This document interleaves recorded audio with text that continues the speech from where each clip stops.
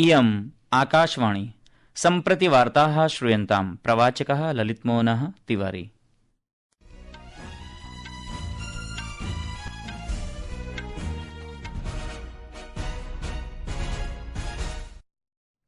आदौ मुख्यवार्ताः। प्रधानमन्त्री श्री नरेन्द्र मोदी भूटान नरेशेन चतुर्थ ड्रुक ग्याल्पो इत्यनेन सह कालचक्रशक्तीकरण समारोहस्य उद्घाटनम् अकरोत्। सहैव भूटानदेशस्य द्विदिवसीया राजकीया यात्रां समाप्य स्वदेशं प्रति समागतः। राष्ट्रपतिः द्रौपदी मुर्मुः अद्य गैबोरोन् नगरे बोत्सवानादेशस्य राष्ट्रपतिना डुमा बोको इत्यनेन सह विस्तृतविषयेषु चर्चां कृतवती। विदेशमन्त्री डॉ एस जयशंकरः प्रोक्तवान् यत् भारत कनाडा चोभयोः देशयोः मध्ये पारस्परिकसम्बन्धाः सुदृढा भवेयुः इति। सः स्वसमकक्षीयैः G7 देशानां विदेशमन्त्रिभिः सह मेलनम् अपि कृतवान्।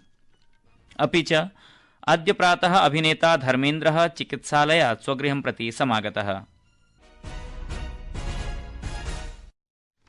अथ वार्ताः विस्तरेण। प्रधानमन्त्रिणः नरेन्द्रमोदिनः भूटानदेशस्य द्विदिवसीया राजकीया यात्रा सफला जाता। यात्रावधौ प्रधानमन्त्री श्री नरेन्द्रमोदी भूटाननरेशेन चतुर्थ ड्रुक ग्याल्पो इत्यनेन सह कालचक्रशक्तीकरण समारोहस्य उद्घाटनम् अकरोत्। एकस्मिन् सामाजिक सञ्जालीय सन्देशे प्रधानमन्त्री अवदत् यत् परमपावन जे खेम्पो महोदयेन अस्य समारोहस्य अध्यक्षता कृता, येन कार्यक्रमोऽयम् इतोपि विशिष्टः सञ्जातः। कालचक्रशक्तीकरणम् एकं महत्वपूर्णं बौद्ध अनुष्ठानमस्ति। एतत् तावत् वैश्विकशान्तिप्रार्थना महोत्सवस्य अंशः अस्ति, यश्च विश्वेभ्यः बौद्धविद्वांसः श्रद्धालवः च एकत्रिताः सन्ति। इतः पूर्वम् अद्य श्रीमोदी भूटानस्य चतुर्थनरेशेन जिग्मे सिंगे वांगचुक इत्यमुना सह मेलनं कृतवान्। हिमालयीय राष्ट्रस्य स्वीययात्रायाः प्रथमे दिने प्रधानमन्त्री नरेन्द्रमोदी भूटानस्य ऊर्जापरियोजनानां वित्तपोषणाय 400 कोटिरूप्यकाणां ऋणसहायतां घोषितवान्। एषा घोषणा ह्यः थिम्पूनगरे भूटाननरेशेन सह तस्य गोष्ठ्याः परम् अभवत्, यत्र द्वावपि नेतारौ परस्परहितस्य क्षेत्रीय वैश्विकविषयेषु चर्चाम् अकुरुताम्। प्रधानमन्त्री नरेशौ च संयुक्तरूपेण 20,100-मितायाः पुनत्साङ्गछू द्वितीय जलविद्युत् परियोजनायाः उद्घाटनम् अकुरुताम्। एतत् भारत भूटान ऊर्जा सहयोगे एकः महत्वपूर्णः पदक्रमः वर्तते। भारत और भूटान की प्रगति और समृद्धि एक दूसरे से जुड़े हुए हैं और इसी भावना से भारत सरकार ने पिछले वर्ष भूटान के 5 ईयर प्लान के लिए 10,000 करोड़ रुपीस सहयोग की घोषणा की थी। ये फंड रोड से लेकर एग्रीकल्चर तक, फाइनेंस से लेकर हेल्थ केयर तक, ऐसे हर सेक्टर में उपयोग हो रहा है, जिससे भूटान के नागरिकों की ईज ऑफ लिविंग बढ़ रही है। उभाभ्यामपि नेतृभ्यां द्विपक्षीय सम्बन्धान् दृढीकर्तुं नवीनीकरण ऊर्जा क्षेत्रे, मानसिक स्वास्थ्य सेवा क्षेत्रे तथा स्वास्थ्य सेवा क्षेत्रे च त्रयाणां सन्धिज्ञापकानाम् आदानप्रदानं कृतम्। भूटाननरेशेन दिल्ली लालकिलायां सञ्जाते विस्फोटे पीडितानां कृते सहस्रशः भूटानी नागरिकैः सह प्रार्थनासभायाः नेतृत्वं कृतम्। प्रधानमन्त्री श्री नरेन्द्रमोदी स्वकीयेन भूटानी समकक्षेण दाशो शेरिंग तोबगे इत्यमुना सह अपि अमिलत्। द्वावपि नेतारौ 1200 मेगावाट् मितस्य पुनत्साङ्गछू प्रथम जलविद्युत् परियोजनायाः मुख्यसेतुबन्धे पुनः प्रारम्भस्य स्वागतम् अकुरुताम् तथा तस्य समयबद्धं समापनं सुनिश्चेतुं सहमतिं व्यक्तवन्तौ। इयं भारत भूटानाभ्यां संयुक्तरूपेण विकसिता बृहत्तमा जलविद्युत् परियोजना भविष्यति। प्रधानमन्त्री इदानीं स्वदेशं प्रत्यागतः वर्तते।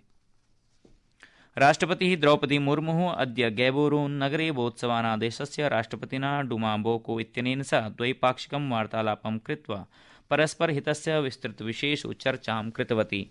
व्यापार निवेशे, कृषौ, पुनर्नवीनीकरण ऊर्जायां, स्वास्थ्ये, शिक्षायां, कौशलविकासे, रक्षणे, डिजिटल प्रौद्योगिक्याम् एतादृशेषु प्रमुखेषु क्षेत्रेषु सहयोगं वर्धयितुं विस्तृतचर्चासु उभयनेतृभ्यां सहमतिः प्रकटिता।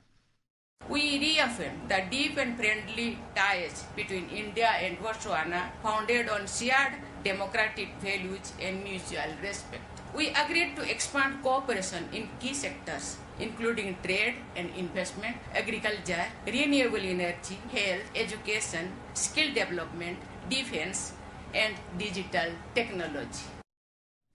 अंगोलादेशस्य प्रवासं समाप्य राष्ट्रपतिः मुर्मु अफ्रीका महाद्वीपस्य द्विराष्ट्रीय यात्रायाः अन्तिमे चरणे गतरात्रौ बोत्सवानादेशं गतवती। सामाजिक अन्तर्जालीय सन्देशे राष्ट्रपतिः मुर्मू चीता परियोजनायाः अग्रिमचरणस्य अन्तर्गतं भारतं प्रति व्याघ्राणां प्रेषणार्थं राष्ट्रपतिं बोको तथा बोत्सवाना देशस्य जनेभ्यः धन्यवादं प्रकटितवती। अस्मिन् अवसरे बोत्सवाना देशस्य नागरिकाणां कृते उच्चगुणवत्तायुक्ताः तथा सुलभमूल्यात्मकाः भारतीय औषधयः सुलभतया प्राप्यन्ते इति सन्धिपत्रे अपि हस्ताक्षरितानि कृतानि। प्रधानमन्त्री नरेन्द्रमोदी सोमवासरे लोकनायक जयप्रकाश नारायण चिकित्सालयं गत्वा राष्ट्रिय राजधान्यां सञ्जाते वाहनविस्फोटनस्य पीडितान् अभ्यगच्छत्।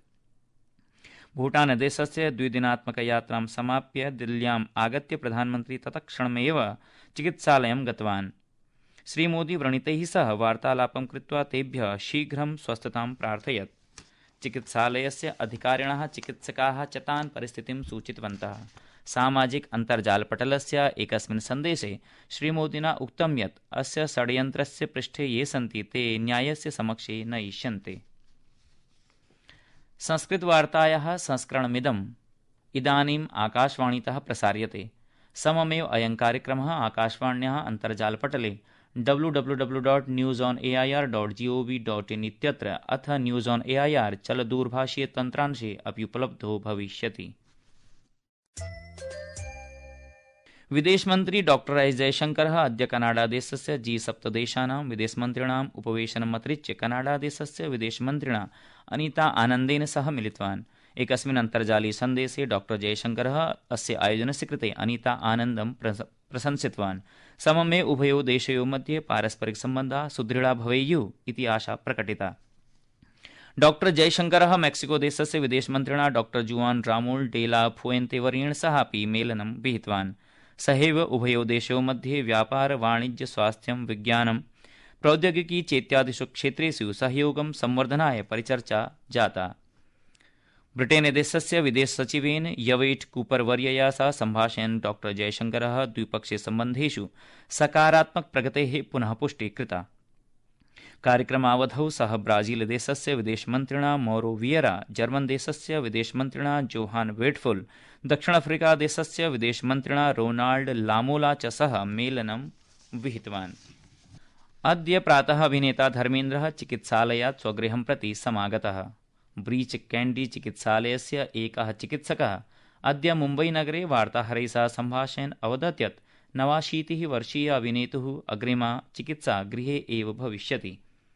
धर्मेन्द्रस्य पारिवारिकजनैः एकस्मिन् आधिकारिकवक्तव्ये प्रख्यापितं यत् जनाः सार्वजनिकेषु माध्यमेषु तस्य गोपनीयतायाः सम्मानं कुर्वन्तु इति। परिवारः तेषां सुस्वास्थ्यस्य कामनायै दीर्घजीवनस्य शुभकामनायै सर्वेषां जनानां कृते कृतज्ञतां प्रकटितवान्।